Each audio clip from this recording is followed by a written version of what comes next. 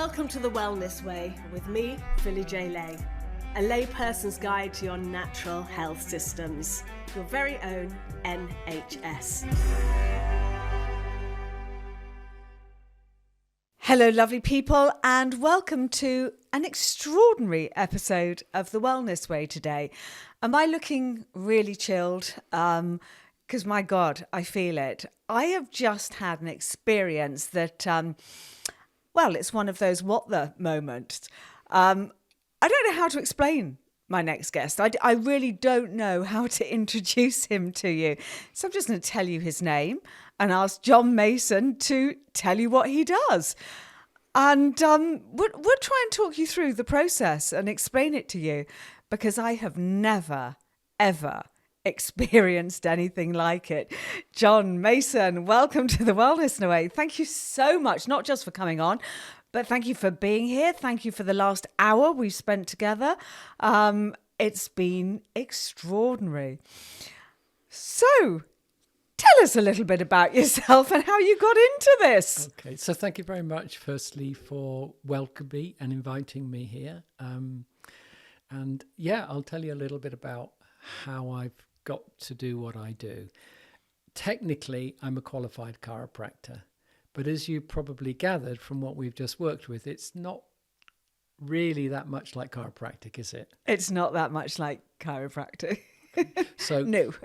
I originally trained as a chiropractor and always started off using low force, the tiniest force possible. And then I discovered this thing called muscle testing, where you could ask the body what you can do, what's the most important priority. And there are a number of gentle chiropractic techniques which are based upon asking the body what it wants. And provided you're really open-minded, you can get some amazing answers from what the body wants. And that's what I've done. I've just, over the years, followed what the body wants, what the person wants. Everyone has this skill. Even though I've refined it, we all have it. For example, if you go to a party and there's a group of people there standing to the left and a group of people to the right, and you're just coming in, you hardly think, but then you go, oh, I'm going to go to that group on the right, and immediately you'll fit in. That's because inherently we have inside us like a frequency magnet, which tells us, that's where I want to be. And each person has that within their body. Each part of the body has a frequency magnet. So that if, for example, somebody's neck is not happy, it's sending out that signal. I'm not happy, I'm not happy, I'm not happy. Sometimes the person inside goes, oh, I've really got a stiff neck, or I've really got a painful neck. And that signal goes out. And that's what I'm able to pick up. And only because I've been doing it for many, many years, for about 30 odd years I've been doing it, listening to the signals of the body, not listening to what the person's saying. Now that sounds completely rude, but if you go back to what we did this afternoon, did I ask you anything about your symptoms or what was going on? Nothing at all. I told you nothing at all. And you read my body to a T. I want to talk a little bit more about muscle testing before we go on, because a lot of people, I muscle test every day. I love muscle testing. I talk to my subconscious mind, and I do the sway test, but there's also a kind of finger test that you can do where you just do a little circle with your finger and whether you can push your finger through. I do the sway test, so I check in with my body. So I stand very still, grounded, bare feet on the ground, and I do it in front of a beautiful oak tree, and I just stare at the oak tree and say, my name is Philippa Joanne Lay, and I will sway forward, and then I'll say, my name's Whoopi Goldberg or Donald Trump or whoever I want to say that day, and my body will go flying back. And once I know that my subconscious mind is talking to me, then I ask my muscles, my subconscious mind, what I need to know for the day. Sorry to interrupt this podcast.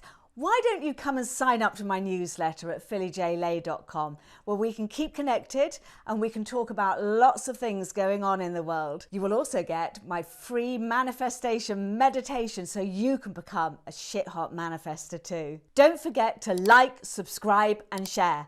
And turn your notifications on so you never miss an episode. Thank you.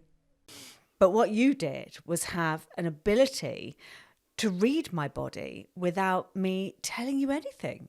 It was quite extraordinary. Within 5 minutes of sitting down, you brought up my left shoulder. And I'd had a frozen shoulder for many years. And although I've worked on it and it's no longer frozen, if I'm having some kind of a treatment, a massage, I still have to have a cushion underneath it. It doesn't quite go back to where it used to. And you brought that up within seconds. And I'm just like, okay, he's picked up the shoulder. You then, well, we'll go through the treatment a little bit by little bit. Tell me what you saw when you sat opposite me. Great, thank you. Thank you for that, Philly. So firstly, if you don't mind, I'd like to use the word adjustment rather than treatment. Your body had an adjustment, not a treatment. A treatment assumes there's something wrong with you, that we need to treat it and fix it. As ultimately, there's nothing really wrong with you, but it's just something in your system needs a little bit of a tweak, a little adjustment, just like when you're driving along the motorway and you're trying to stay between the lines. You might adjust the steering from time to time. You just want to keep it on track. And that's what the adjustment does. It holds you on track. And that's really what I do. So don't think of it as a treatment, as an adjustment to your life, adjustment to bring you back to who you are. And the way I see this is whether I'm working remotely over Zoom or whether I'm working with you one-to-one, your body, in fact, everybody's body is giving off a signal. It's giving off like a signal. And instead of being clear in places, it gets slightly distorted. And I'm able to notice what those distortions are and help your body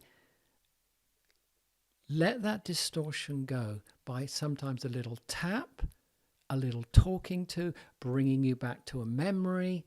It can be a number of different things, but somehow, and I'm not really sure how this works, I'm able to tune in more sharply to your whole system than most people are.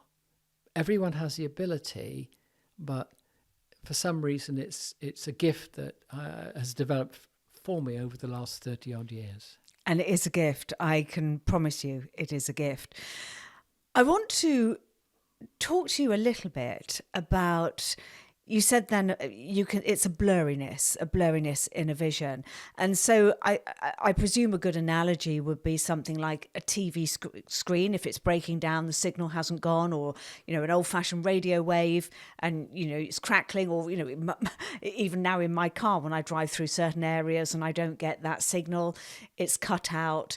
And then, I get to a built-up area, I get to where there's more signal and it comes back in. So the machines are not broken.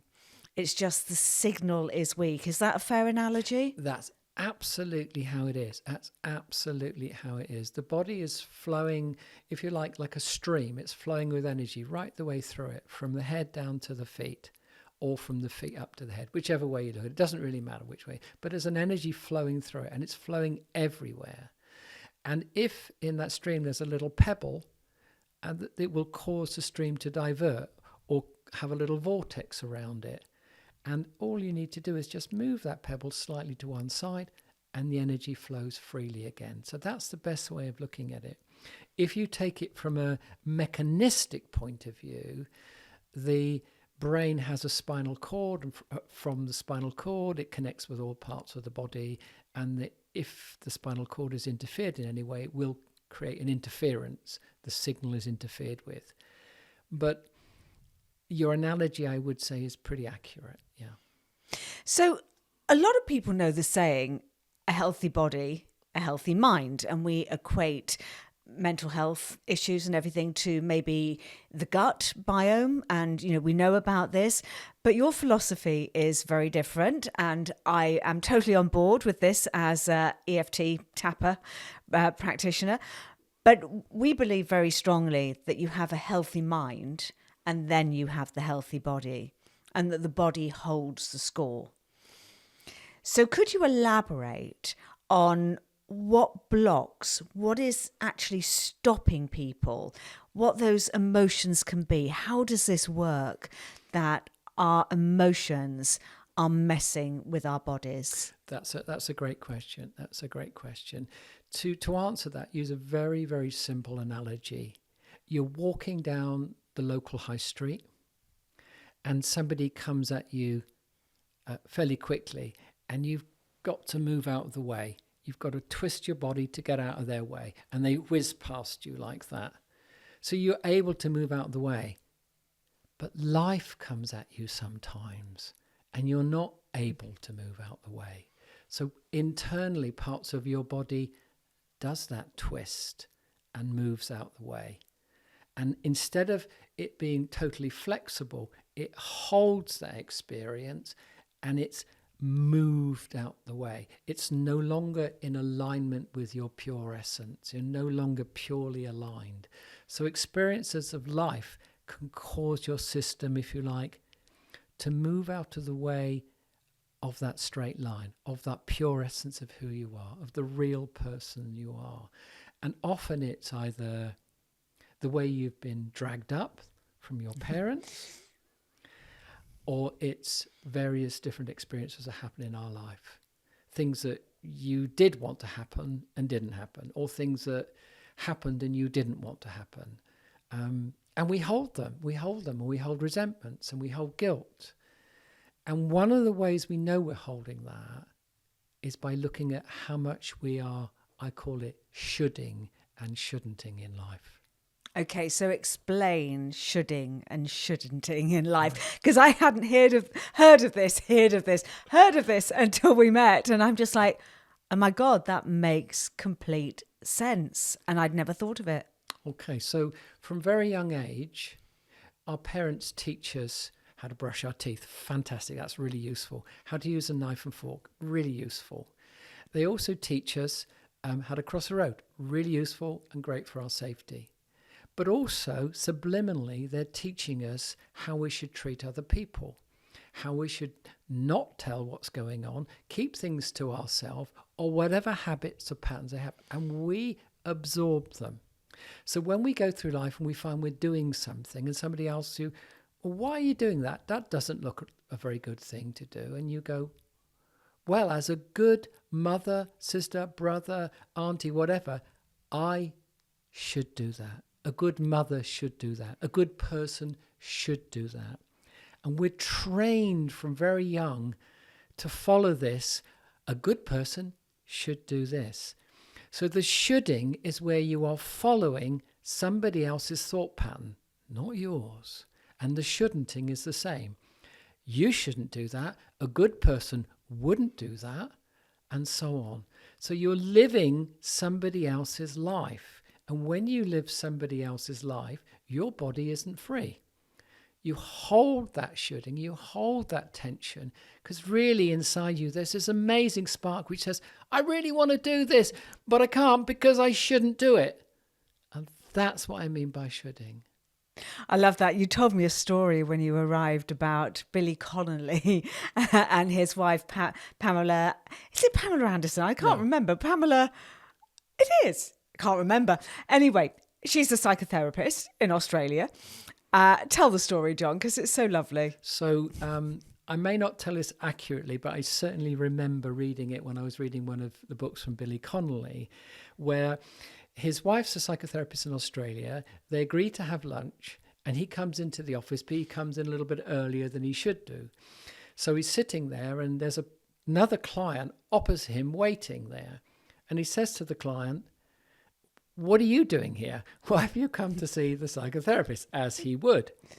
And she says, well, it's because I just cannot get on with my daughter-in-law. To which he replies, why do you think you should get on with your daughter-in-law? What makes you think you should be getting on with her? And suddenly she thought, oh, I hadn't thought of it like that. And over the next few minutes, they had this conversation about she was trying to be something that truly she wasn't. She was trying to get on with somebody, even though she couldn't. She was shoulding. I should do this. As a good mother-in-law, I should do this. And he pointed out to her, why? Where's the rules? Where does that come from? Who says you should? Within a few minutes, she realized, oh, you're probably right. I don't need to do that anymore. Got up and left.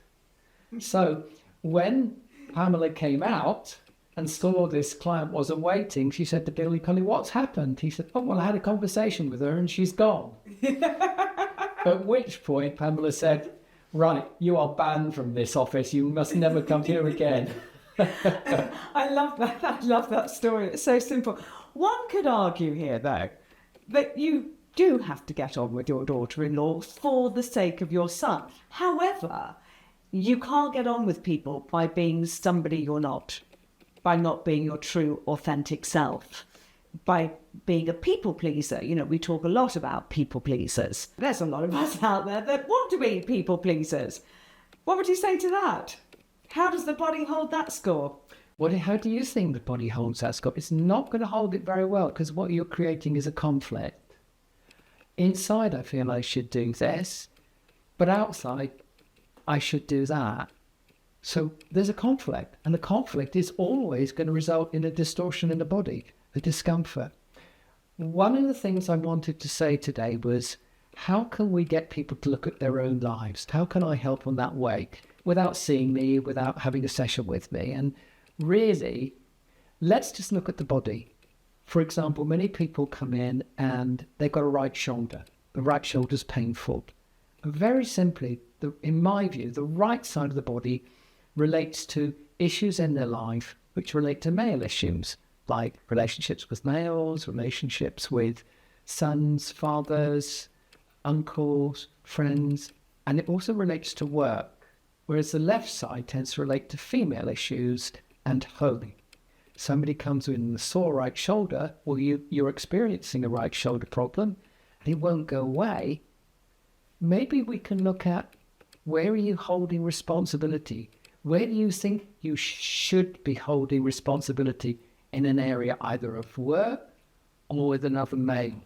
And if it's the left side shoulder, where are you holding responsibility unnecessarily, shoulding for your home or female in your life? So you can look at the body in a different way. So the symptoms, rather than oh, I've got a down right shoulder, it's hurting me and it won't go away, is come below that.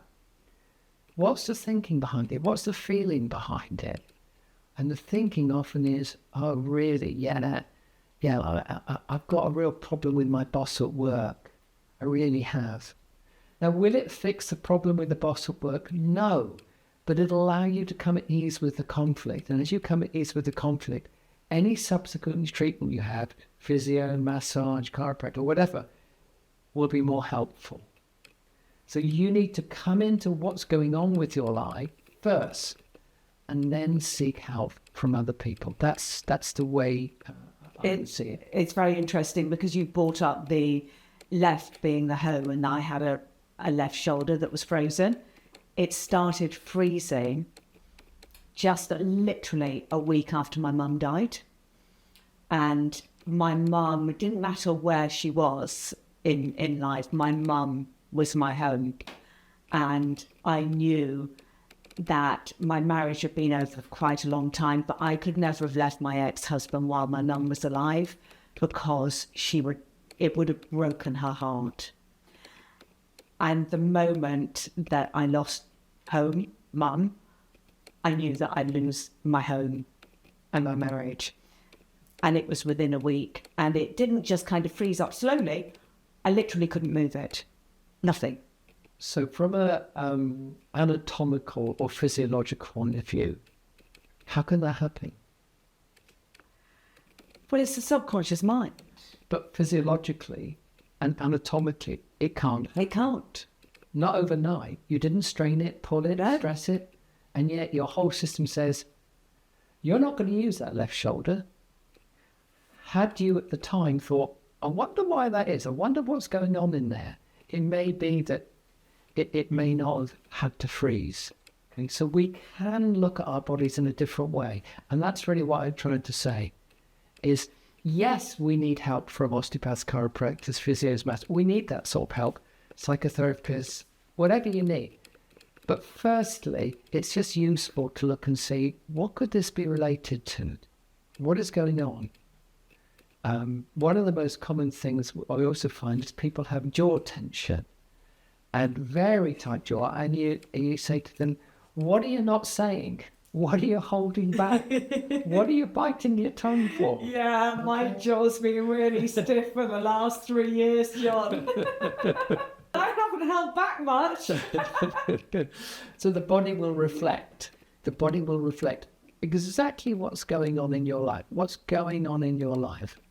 So, and that's something to be aware of. So, from a self-help point of view, just when you do get symptoms, have a look at them. You don't have to spend hours doing, but just, oh God, I wonder if that might be something to do with that, and then leave it. And then what happens is when you are prepared to look at it like that, you might well find you get an insight later on. And go, yeah, I wonder if it is to do with my auntie, my mother, my sister, my brother, whatever it might be. Yeah. And 9 times out of 10, you're shooting in that area or have been shooting in that area. Yeah. I've just done an episode actually on metaconsciousness with brilliant Penny Kroll, and Louise Hay always talked about it as well, about the different parts of the body and the meanings and everything. So we won't cover that again today, but we are going to help you. We are going to help you learn to have techniques to help yourself here. But I just want to finish the rest of our treatment because it did blow my mind and show people what you did.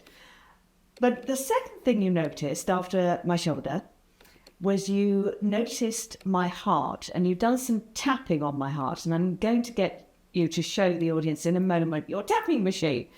But you did some tapping on my heart. You read my body, and you gave me an age, and you said 37, maybe 36, broken heart. Out of the blue, you said that to me. And at 36 years old, I felt like my heart was going to break when I found out I was pregnant for the first time. And I hate to say this now, because I could not live without my children. I became a born-again mother, but it was not in my plan, my life plan, to have children. And so when I found out I was pregnant for the first time, I didn't stop crying, and I didn't speak to anybody till I had my 5-month scan.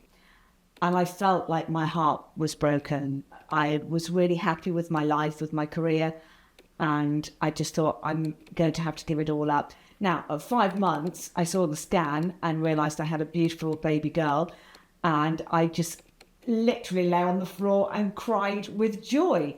But I'd had this incredible broken heart. How did you see that in me? That's a great question. How did you see that in me? Because it's in your energy field. It's in your energy field. The holding's in your energy field. And we all hold different patterns in our body. And we all can see this. But it's just over the years, because I work with thousands and thousands and thousands of clients, you just get better and better at seeing the fineness of it. Okay, so that's it really. And the words come out of my mouth. I didn't look them up in a book. When I first started working, I did. Most of you might know Bradley Nelson, who uses the emotion code. And the emotion code is where you have a series of emotions, and then you just ask the body which one's relevant. So originally when I started, I did have a long list of emotions, and I also would have the way of finding out what age this happened. But after you keep using it day by day by day, the words just come to your head. They just come to me. So they just come to me, and I knew it was there, and I didn't know exactly what it was. But again, your body will just tell us what age it was. And by bringing attention to that now and holding that point, it allows your body to let that energy leave. And as it leaves, it creates space for you, for the real you. And that's the work that I do, to help you open yourself to let the real you in. So all the traumas, all the things that have happened that have stopped you fully blossoming into the real you. That's what we do. So How it works, just as you said, it's very difficult to describe. Very difficult. But I can tell you, when I work with clients as an EFT matrix reimprint practitioner, and we will talk about working online with people later in this conversation, I'm tapping alongside them remotely. And I always ask them to give me a colour and give me a form within the body. And I can see it beforehand. And I don't know how this happens.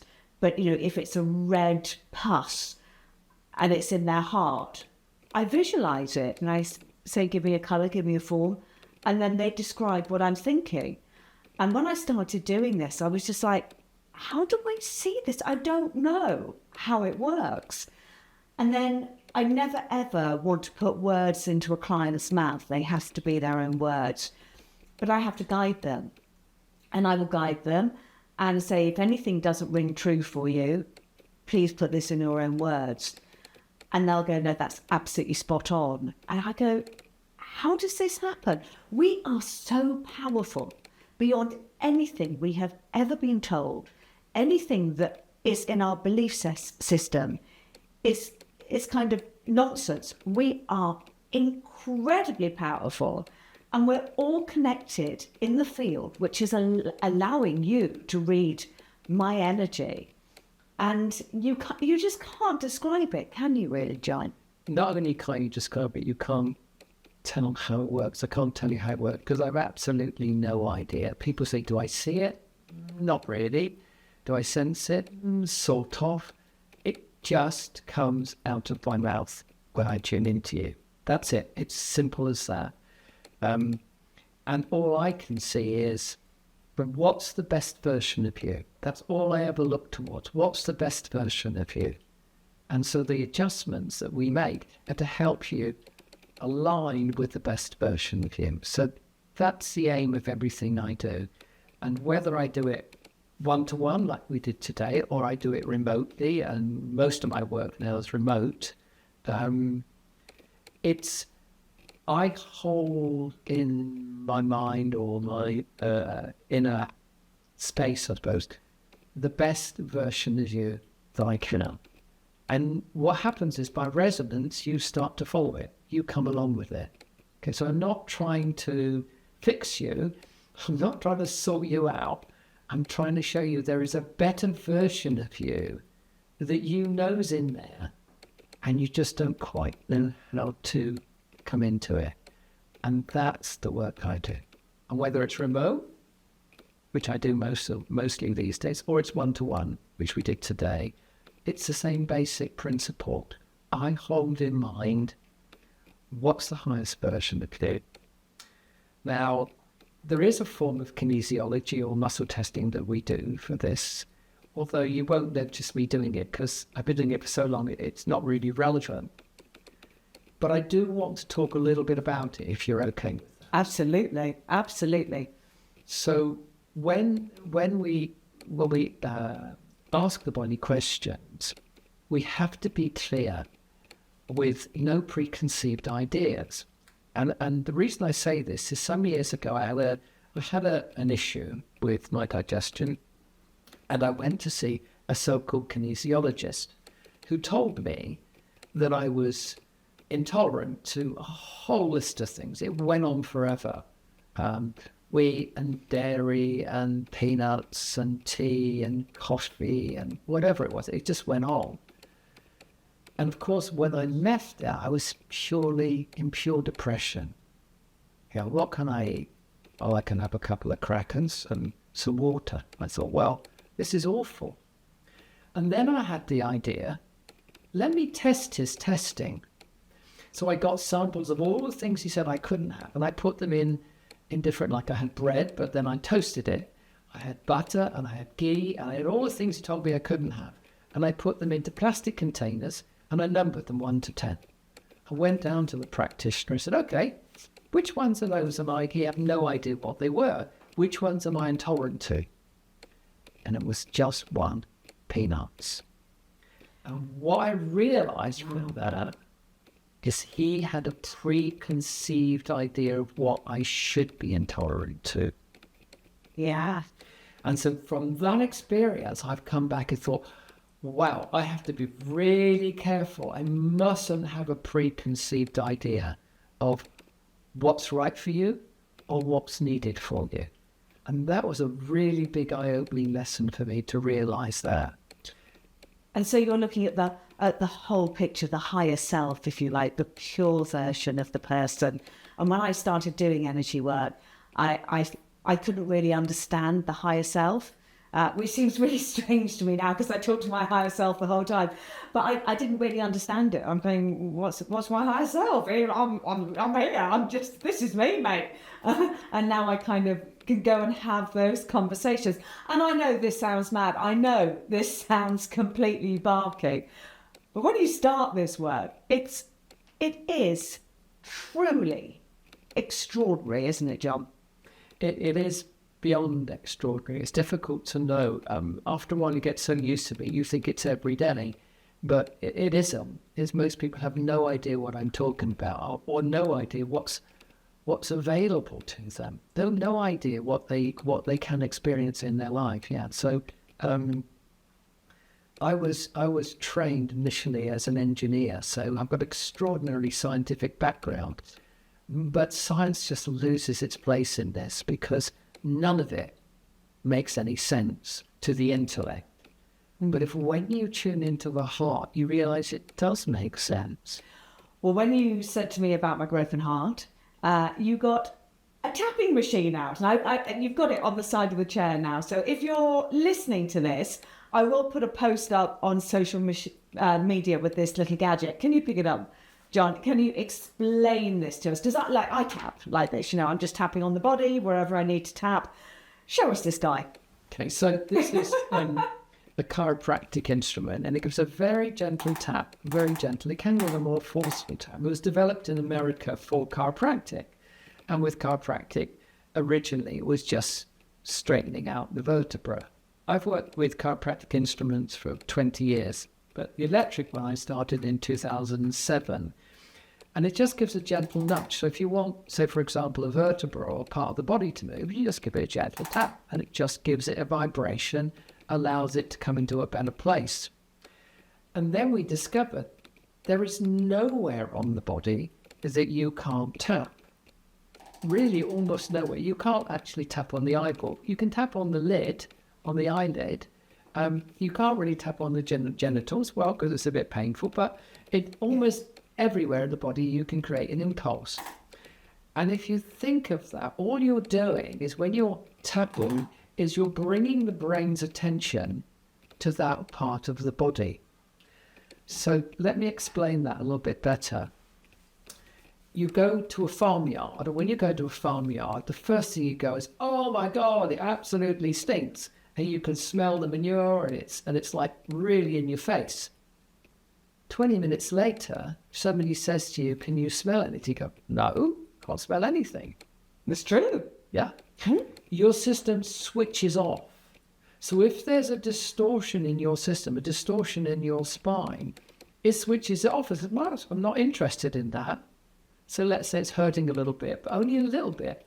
Your body will switch off to it, just as it likes to the smell, just like it does when you put a pair of socks on in the morning.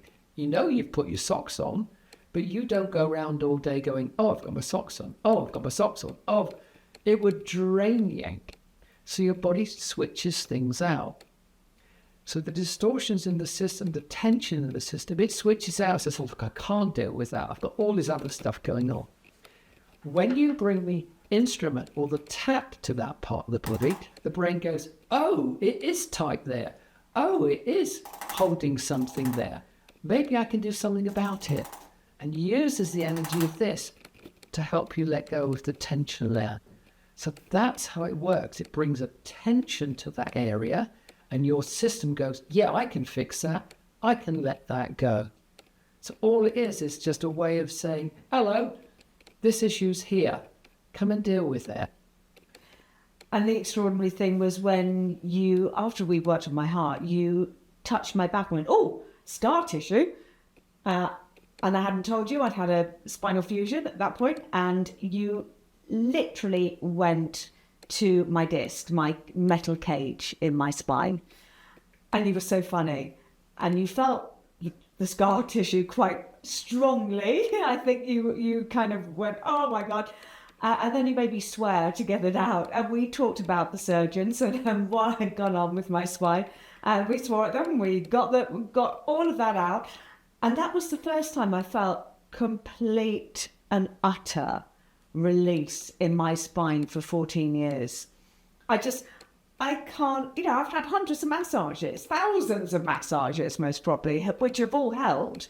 But it was just like, it melted away. Just melted away. And I just thought, well. And then you looked at me and the next thing came up, which was conflict. And you told me that I was too conflicting, that I was, what were your words on that? I can't remember what you said now. There's a big distinction between determination to do something and fighting. And you were in the fight mode, okay? Pushing, yeah? And the best results come when you stay in determination without moving into fighting for something. Fighting will always create conflict, and conflict will always create tension in the body. And tension will eventually end up in some sort of discomfort or pain. When you come out of conflict and you come into, it's not giving up, it's just staying in the I am me. I am never going to give up my desire. I'm never going to give up my goals. But I am not going to fight anyone for it. I'm not going to change my frequency down to their frequency, because determination and courage has a very, very high frequency. When you come into anger and resentment and fighting, well, everyone knows what happens. It doesn't lead to a great outcome. It really doesn't. It has been a joy to meet you, not just interview, but to meet you. And I just want to say thank you so much for coming on this podcast. I know that you don't see a huge amount of people, but can you tell us where people can find you? Your webpage is you don't say any of this on the webpage. It's really hard to find out about you. But please give us our webpage, give everybody your webpage so that they can find you. And those people that need to find you will find their way to you. The universe works like that, doesn't it? Absolutely. Yeah, we have a very low profile, a very simple website.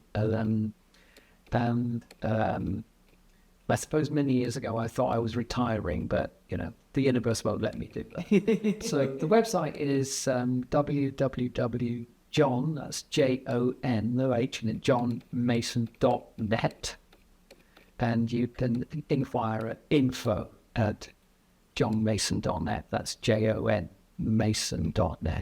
And that will be in the show notes, so you can find it in the show notes. Please subscribe to this podcast.